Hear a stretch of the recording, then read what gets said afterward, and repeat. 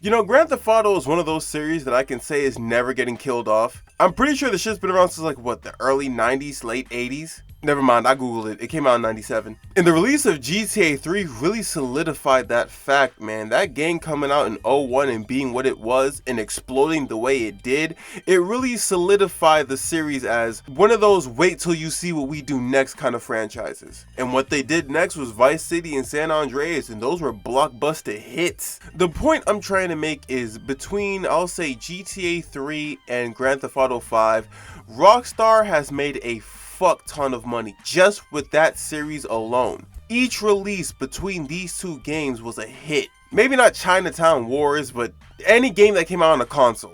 Now, once San Andreas was released, I'm pretty sure it was already established that Rockstar hit the gold mine with the Grand Theft Auto series. 3 was huge, Vice City was huge, but San Andreas was even better. Not just in terms of quality, but also in terms of sales. Now, despite how successful the Grand Theft Auto series was, throughout the early 2000s, Rockstar was still pumping out other games from other genres. Racing games like Midnight Club, horror games like Manhunt, you had the third-person shooters in Max Payne, which I'm pretty sure was released the same year as 3. You had the State of Emergency games, I don't think anyone remembers that one. You had the Western third-person shooter in the Red Dead series, yeah, and you had detective games like LA Noire. I feel like I'm missing a few more, but those are the ones I can think of off the top of my head. The point is, despite how much money those games made during that time, the Grand Theft Auto games, they were still putting time and effort into their other installments. And I kind of talked about this before like a year ago where I said GTA 5 killed off Red Dead Redemption 2. But that one, and I kind of mentioned that there were other games that have been cut off because of GTA and the attention that they put into GTA. But that video was mainly circled around Red Dead Redemption. I didn't really go into detail about all the other games that they had. Because when you look at the charts and the release dates and the amount of games that they had that they gave up for Grand Theft Auto, it's kind of sad. I'm gonna put it to you like this. Grand Theft Auto 3 was released in 2001. That shit was a hit. I'll say it revolutionized the series. Everybody can agree with that. It might not have been as good as a Vice City or a San Andreas or as a 4, but due to what it did for the series and the amount of money it made, it solidified them. A year after that, they released State of Emergency. Now, I'm gonna keep it real with you, this is the most confusing Rockstar game I've ever played. I never really understood the plot of it, I just knew that I got to pick whatever character I wanted and basically go around tearing shit up. It had something to do with like politics and a corrupt government, I don't fucking remember. But the point is, it came out a year after GTA 3. What else came a year after GTA 3?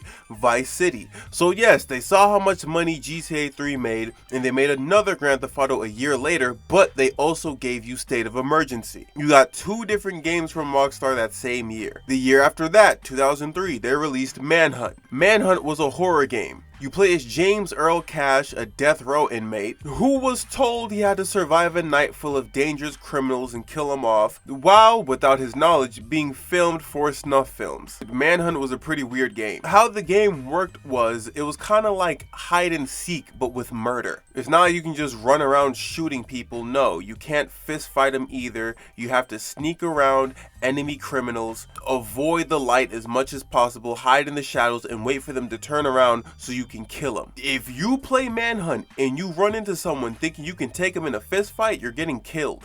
There's a lot more to say about Manhunt, but that's the basis of it. Once again, released a year after Vice City and State of Emergency. Now after that, we get to our next installment of Grand Theft Auto, San Andreas. Before 5 came out, I think people considered San Andreas the best in the series. Fuck, I know I did. That shit was crazy when it came out. You got Carl Johnson, CJ, coming back from the East Coast all the way out to the West because his mom got killed. Now bro's wrapped up in some gang shit because of, oh yeah, by the way, he's a former gang member. And now he has to basically prove himself to his brother and his friends while also trying to find out who killed his mother. This story ended up having us travel between 3 different cities, 4 technically if you consider the countryside. The map was crazy huge at the time, bro. I think the biggest the series ever seen at the time. Like within the first week, it sold over 2 million copies. And by 2011, it sold 27.5. As I said, man, them GTA games in the early 2000s was doing numbers. Before 5 and even after 5, San Andreas was always my personal favorite for like numerous reasons.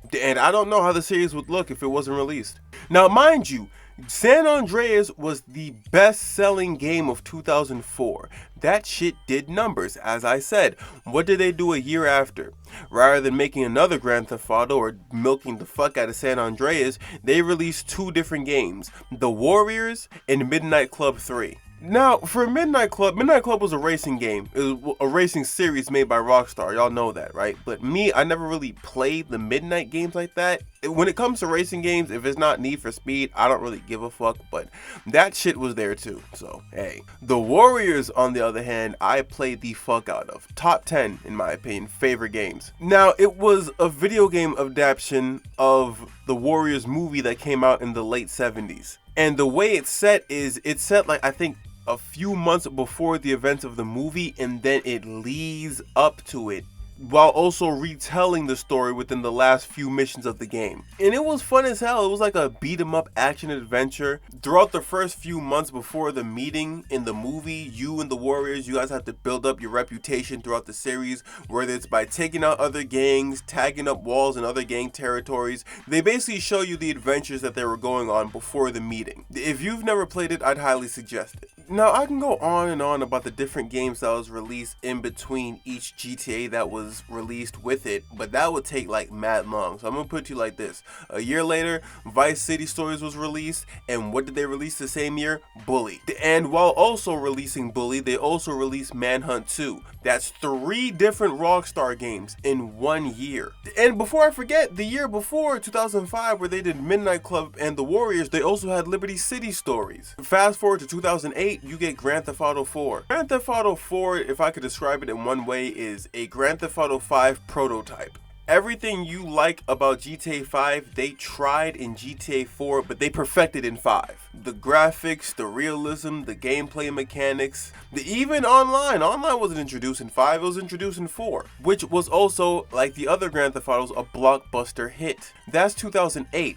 Fast forward a couple years later, in 2011, they released Red Dead Redemption. Actually, I'm bugging. It was 2010 they released it. Now, out of all the Rockstar games I listed, Bully, Warriors, Manhunt, I can say Red Dead Redemption, I think, was the best success outside of the Grand Theft Auto series. A lot of people called it Grand Theft Auto, but like during the Wild West, but it was way more than that. The story was so fucking good. And it also had its own online features. Now, I think the online mode, funny enough, in Red Dead Redemption 1 was handled way better than Grand Theft Auto 4's. Like, there was a lot more shit that you can do. It still wasn't as good as RDR 2's, but it was a start. Now, of all the games I've listed, there's still more. There's the LA Noire game, there's State of Emergency 2, there's a fuck ton of other Midnight Clubs, there's like 3 different Max Payne games. Even though I listed one entry in each series, they were still series. Red Dead had Revolver before Red Dead Redemption. Max Payne had 2 other games come after it. Midnight Club, the one that released in 05 that I mentioned, had games before it and after it. So while maintaining the GTA series as successful as it was, they were maintaining other ones. After the success of GTA 3, they could have just said, fuck it, we're gonna keep doing what we're doing,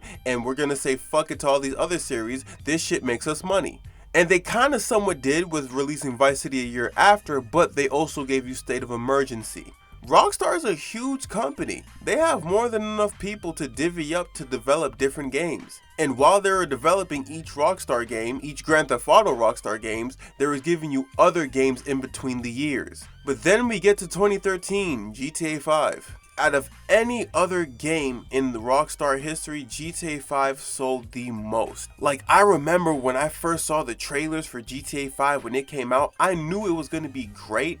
I just didn't know it was going to be as big as it was. Because at the time, as I said, my favorite was San Andreas, but even then I knew, yeah, no, this is going to be better and bigger than San Andreas, just looking at the trailers. But then it comes out, and fast forward like, what, a year later, it was reported that it was the highest selling Grand Theft Auto game of all time. Fast forward 10 years later, it's still true. GTA 5 kind of did the same thing GTA 3 did. It revolutionized the series. Rather than having one main character, now you have 3. Remember how big the map was in GTA 4 or San Andreas? They expanded it even farther. Remember the online mode in GTA 4? Well, GTA 5 has it too, but they did it way better. It's structured better, the organization is perfect, there's missions you can do now, there's ways for you to get income, you can have your own apartment, everything was made better in GTA 5. And when it first came out, I loved it. Everybody loved it. It was a great game. You can't deny that. But what I didn't know after that was with the release of GTA 5, we wouldn't really be seeing any other Rockstar games. Max Payne 3 was released a year